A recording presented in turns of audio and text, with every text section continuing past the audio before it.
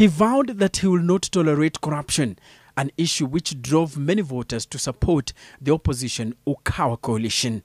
But unlike many African leaders whose campaign mantra of change is usually swept aside after clinching power, Magufuli appears to be upholding his campaign slogan, Hapa Kazi Tu, through implementation of new radical changes. Mara tu baada ya kuapishwa, siku hiyo hiyo nitaenda ofisini na kuanza kufanya kazi. Mara nitakapoapishwa, kila mmoja akafanye kazi. Yaliyopita si ndwele, tugange yaliyopo na yajayo. Na ninasema kwa dhati,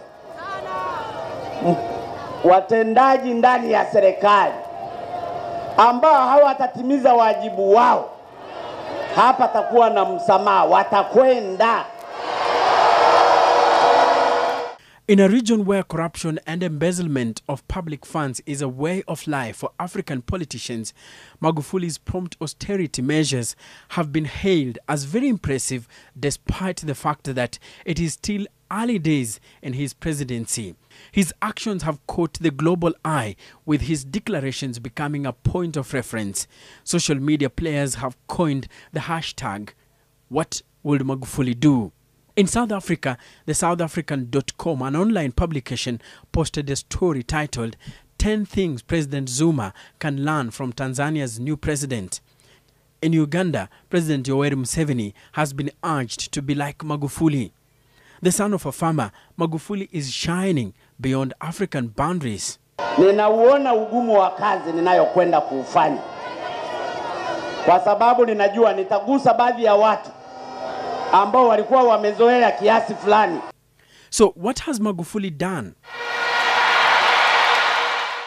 Since taking over from Jakaya Mrisho Kikwete, John Pombe Magufuli embarked on radical changes to reduce wasteful spending in government.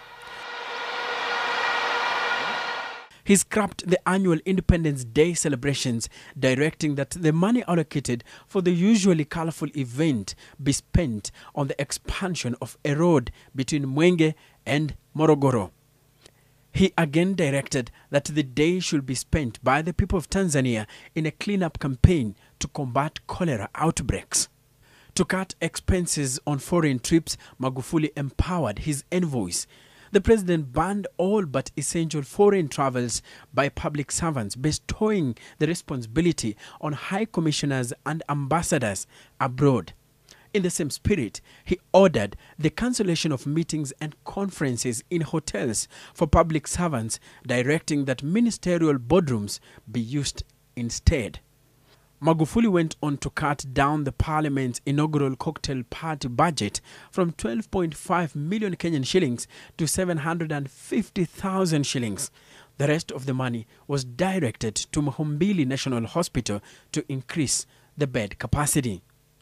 Nina deni kubwa la kuwafanyia kazi wa Tanzania. It is not just the African media which is falling in love with Dr. John Pombe Magufuli, but the people of Africa in general.